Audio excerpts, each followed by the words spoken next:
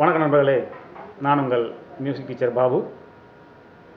தபிலாவில் எளிய நடைகள் என்ற தொடரில் நம்ம இன்றைக்கி என்ன பார்க்க போகிறோன்னா, ஒரு முக்கியமான சொல் தா அல்லது நா. இது எங்கே வாசிக்க போகிறோன்னா, ரைட் சைடு இருக்க தப்லாவில் இந்த இடத்துல கார்னர் பாருங்கள், ஒரு பிளாக் மை இருக்குது, அதுக்கிடையில் ஒரு ஒயிட் பிளேஸ்மெண்ட் இருக்குது. அதை தாண்டி இந்த ரஃப்பில் நாம் வாசிக்க போகிறோம். ஆள்காட்டி விரல் கொண்டு மீட்ட போகிறோம். ஓகே, இப்போது இப்படி வாசிக்கும் பொழுது இந்த விரல் மோதிர விரலை இந்த பிளாக் மை மேலே வச்சுருக்கணும்.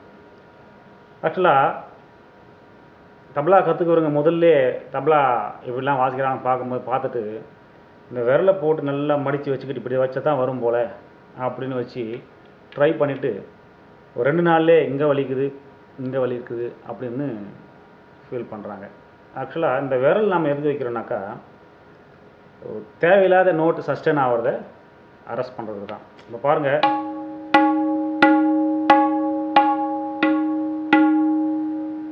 ஒரு சவுண்டு கொஞ்சம் சஸ்டெயின் ரொம்ப நேரம் ஆகிட்டுருக்கு, அது கொஞ்சம் நல்லாவும் இல்லைங்க. ஆக அந்த சவுண்டை அரெஸ்ட் பண்ணுறதுக்காக பாருங்கள், ஒரு பெண்ணு இதை சும்மா வச்சுட்டு கூட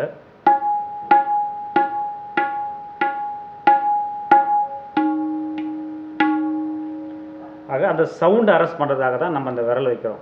ஆக இதை வச்சு நம்ம அழுத்த கூட வேண்டியதில்லை, சும்மா மேலே வச்சா போதும், சவுண்டு நல்லா நமக்கு கிடைச்சிடும். ஓகே, இப்போது இந்த இடத்துல இந்த விரலை நம்ம இங்கே வச்சுட்டு இந்த இடத்துல வாசித்தா போதும்.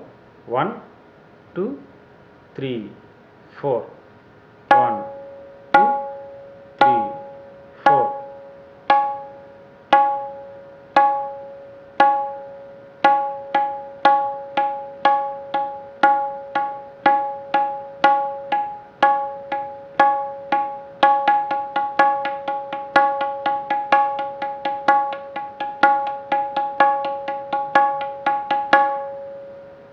ஓகே, ஃபஸ்ட்டு ஸ்பீட் ஒரு முறை, செகண்ட் ஸ்பீடு 2 முறை, தேர்ட் ஸ்பீடு 4 முறை ப்ராக்டிஸ் பண்ணிக்கோங்க.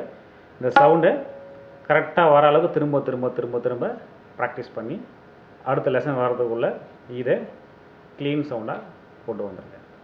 நன்றி, வணக்கம்.